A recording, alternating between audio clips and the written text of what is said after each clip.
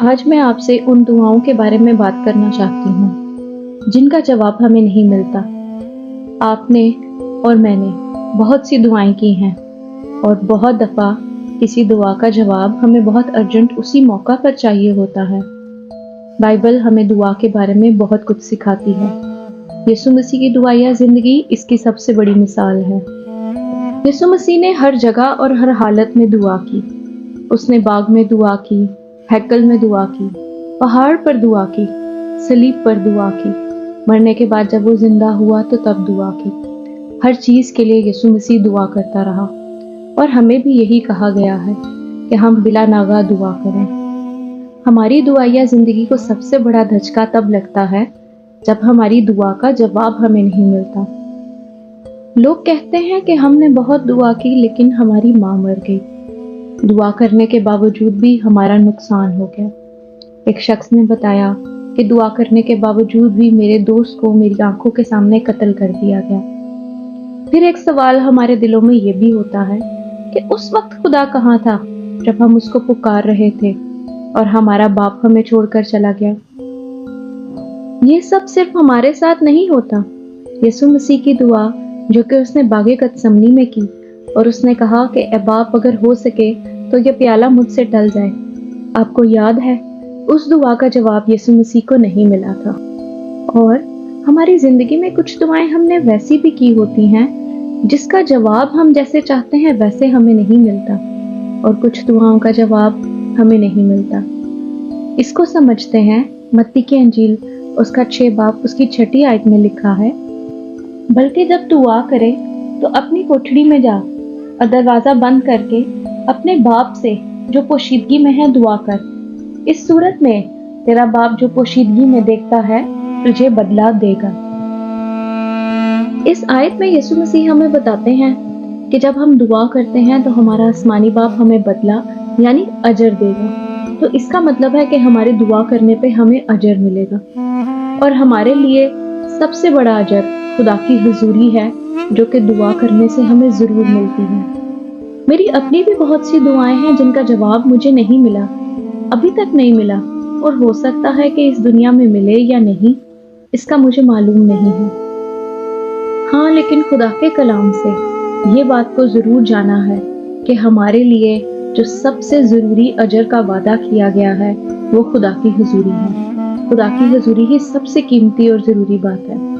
اس کا مطلب یہ ہرگز نہیں ہے کہ ہم اپنی درخواستیں خدا کے سامنے رکھنا چھوڑ دیں۔ کلام ہمیں بتاتا ہے کہ خدا سے مانگنا ہے ہمیں، اور یسوع مسیح نے بھی کہا ہے کہ جو کچھ ہم باپ سے یسوع مسیح کے نام سے مانگیں گے وہ ہمارے لیے کرے گا۔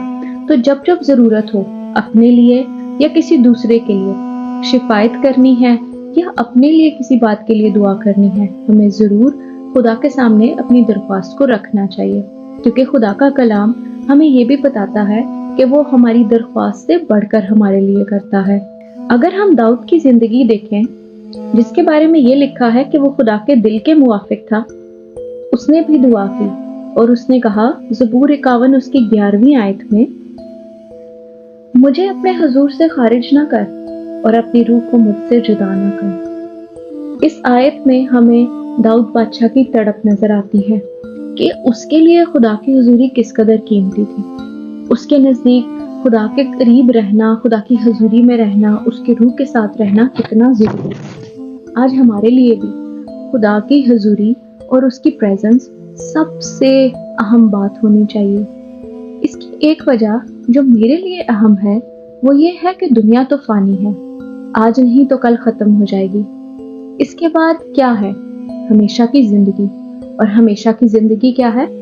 وہ ہمیشہ کی زندگی خدا کی حضوری میں رہنا ہے جو کہ ہمیں یسوع مسیح کے وسیلہ سے ملی ہے۔ آج آپ سے میرا ایک سوال ہے، ہم ہمیشہ کی آگ سے تو بچنا چاہتے ہیں، کیا ہم خدا کی پریزنس میں رہنا چاہتے ہیں؟ ہمیں موت کے بعد کی زندگی میں تو خدا کی پریزنس میں رہنا پسند ہے۔ موت سے پہلے جو ہماری زندگی ہے کیا اس میں ہم اس کی حضوری کی خواہش نہ کریں؟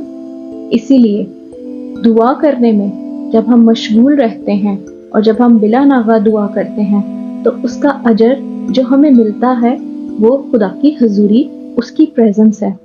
اسی لیے میرے عزیزو، اگر آج آپ مجھے سن رہے ہیں اور آپ کی کوئی ایسی دعا ہے جس کا آپ کو جواب نہیں ملا، تو میں یہ نہیں کہوں گی کہ آپ وہ دعا کرنا چھوڑ دیں۔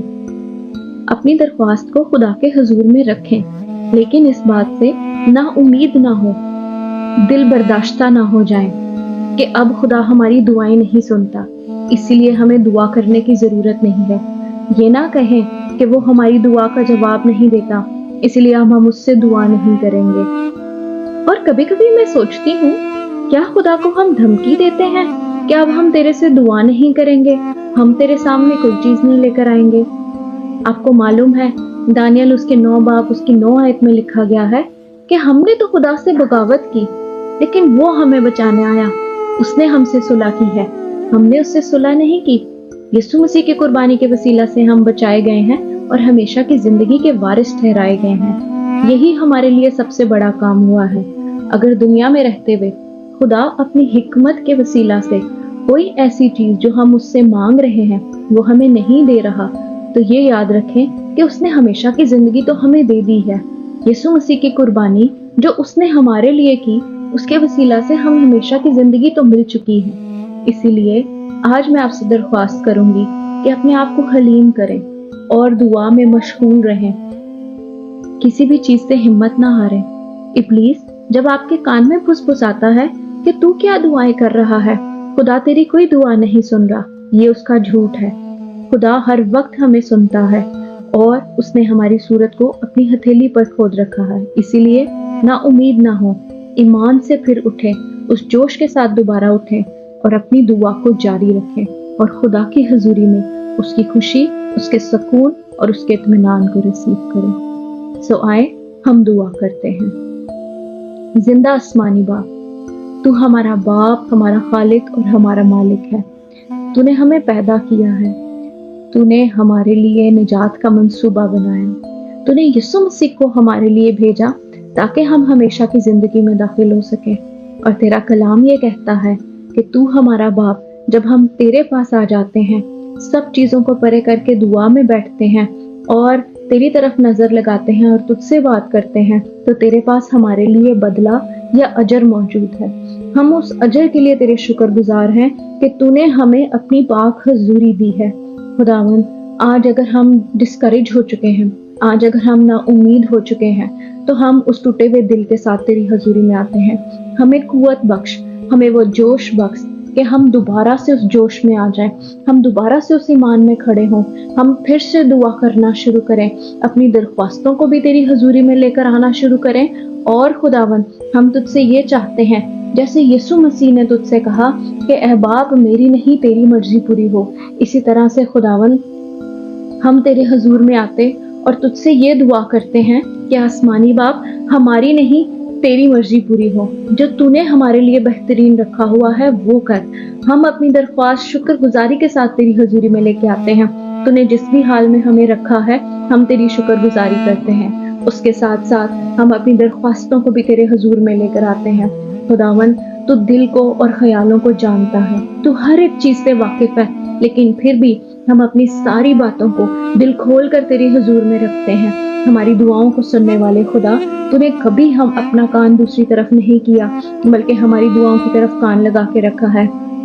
آج جن لوگوں کو ابلیس نے خداوند نا امید کر دیا ہوا ہے اور اس نے یہ جھوٹ بول دیا ہے کہ تو ان کی دعاؤں کو سن کر ان کا جواب نہیں دیتا، خداوند ابلیس کے ان سارے منصوبوں کو جو ان لوگوں کے خلاف ہیں، میں اس اختیار کے ساتھ یسوع مسیح جو تو نے مجھے بخشا ہے، میں اس کو کینسل کرتی ہوں۔ خداوند، تو ان لوگوں کو قوت دے، ان لوگوں کو حکمت دے کہ یہ پھر سے اٹھ کھڑے ہوں۔ خداوند، ان کو عقاب کی مانند زور بخش دے تاکہ یہ اونچی اڑان اڑیں اور دعا میں خداوند مشغول رہیں، تیری حضوری میں رہنا سیکھ جائیں، تیرے ساتھ ساتھ چلنا سیکھ جائیں۔ اور خداوند، ہم سبوں کی زندگیوں کے وسیلہ سے صرف اور صرف تیرے نام کو عزت اور جلال ملے۔